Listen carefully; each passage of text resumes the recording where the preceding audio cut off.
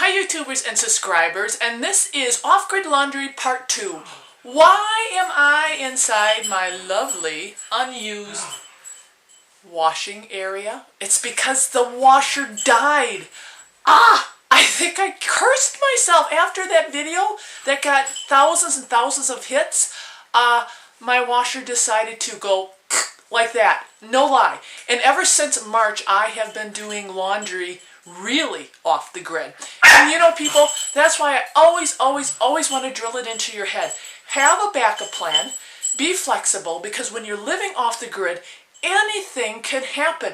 You know, you might not have abundant solar power and you can't use the washer, or the generator may run out of gas. You just never know. Or what happened with the state-of-the-art washer? It died. It died. So now what? So today I'm going to show you the real off-grid laundry, real self-sustainable laundry. And you know what? Think about this. Your washer dies. What if you can't go to the laundromat and do laundry? What if that's not an option? You know, and what about like going to the neighbors? Forget about going to the neighbors. People, you're not being self-sustainable if you are relying on laundromats and neighbors for backup plans. Your backup plan needs to be yourself. So get off the grid with your thinking and be self-sustainable, and I'm going to walk you through real off-grid laundry with some handy tips and tricks when you're setting up your backup plan. Okay, so come along. And here it is, the brand new Maytag washer on Starry Hilder's channel. Look at how lovely. It comes in white. And look at all the accessories. It comes with its own stand, which my husband made. It comes with a drip rack, which my husband made. And it's got a drain, which goes out into the ground. Wow. So yes, this is my new washing arena, and what we did is my husband found an old tub. It's nice and shallow. He brought it up and built a beautiful stand for it, and we have it in a great location. Really is key when you are setting up your washing area. We have it right underneath where the gutters come off of this chain right into our rain barrel. So we always have a source of water here, free water, and I also put it right next to, we have the scaffolding. You probably remember this from the chicken video. Really, I use this to hang my clothes on. It's just in a really great location. This is the thing. It's functional, and you may get to a time in your life where the SHTF will hit the fan and you're not going to be able to use that washer. What are you going to do? I'm going to show you how I do laundry. I have to haul the water in, obviously, from inside the house because it is warm. And I tell you, people, this is the old-fashioned way to do it. And, oh, that water is hot. It takes about 2 5-gallon pails for me to get just enough water in here. And then, I got lots of laundry today. We went camping and had a lot of fun on our excursion. But a couple things with doing your own laundry. Now, I have seen on YouTube, some people buy those plungers, and I'm not a plunger person. I don't see exactly how they work at getting the clothes clean. For me personally, I would not invest in one of the plungers. I think it's probably a little bit gimmicky. Since I've been doing my laundry for so many months now, I've kind of been experimenting with what works and what doesn't work. So really, take it from me, don't buy a plunger. The thing that you could buy is they do have those old-fashioned washboards. That is actually awesome.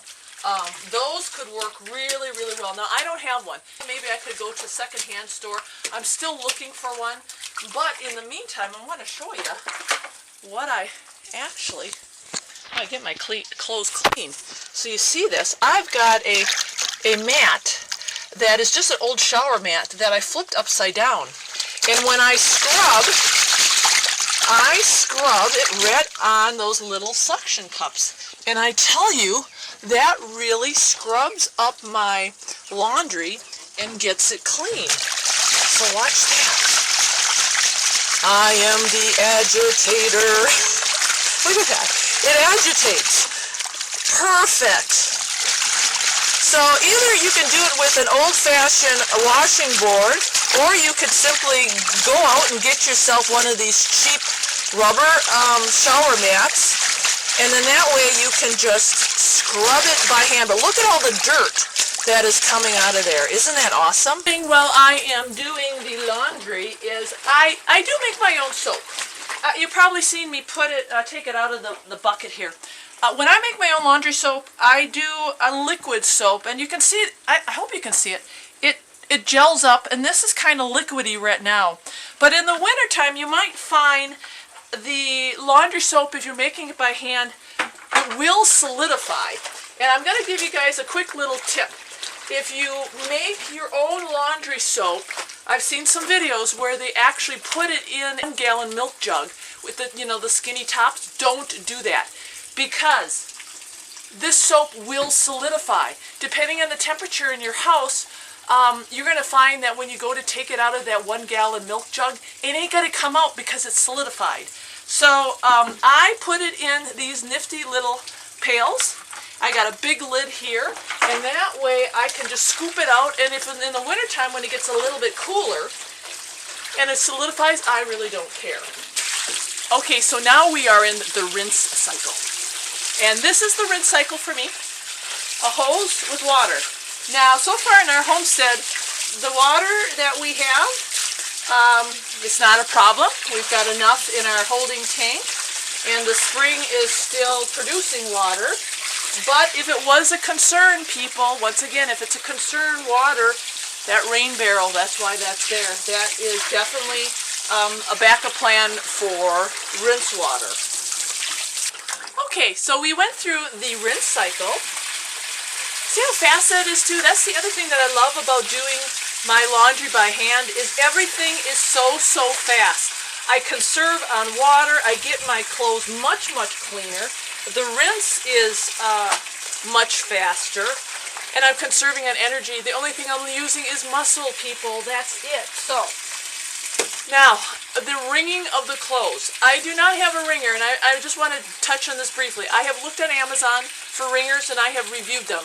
And a lot of the wringers look very heavy duty, but they're very expensive. I think the cheapest one I found was $160 to $180, okay? Right now, $180 to $160 is not in the budget, okay? So, and the other thing about the wringers is even if it was in the budget right now, the reviews that I have read on Amazon says a lot of them they get the water out, but they don't do an outstanding job. There's still water in the clothes after they wring it. Jeans and heavy clothes are very difficult to go through the wringer, and it's really mainly for small items. But you know what? When I'm doing laundry, look. Ooh, that's so hard. Oh, isn't that? Look at that. I'm my own wringer.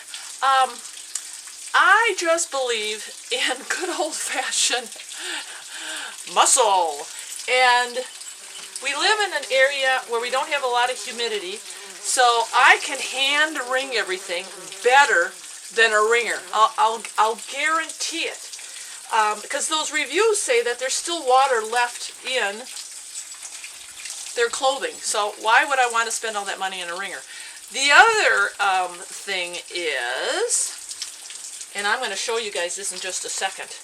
I remember many moons ago watching about off-grid laundry, when the SHTF hits the fan, how to do a laundry setup. And unfortunately, sometimes you really got to walk the walk and live the talk, right? Okay, so I walk the walk and live the talk. I do laundry. I've been doing laundry since I last did the laundry video. Things were working, and then like 2 weeks after that video, my washer died. And remember what I told you, people, prepare yourself. Always think outside the box. Well, but he gave some advice on using a yellow Rubbermaid mop wringer to wring your clothing as a wringer. And you know what? It doesn't work. This works, hand wringing. And I'm going to show you right now, proof is in the pudding. It doesn't work. So don't waste your time on a Rubbermaid Give advice hand mop. on using in a SHTF situation if you're going to do off-grid laundry. So I'm going to put my wet t-shirt in there, and I'm going to squeeze. Okay. I'll squeeze again. Okay. All right, and then let's set the camera up right over here. Let's see how much more I need to get out of there. Oh, look at that. Oh, man.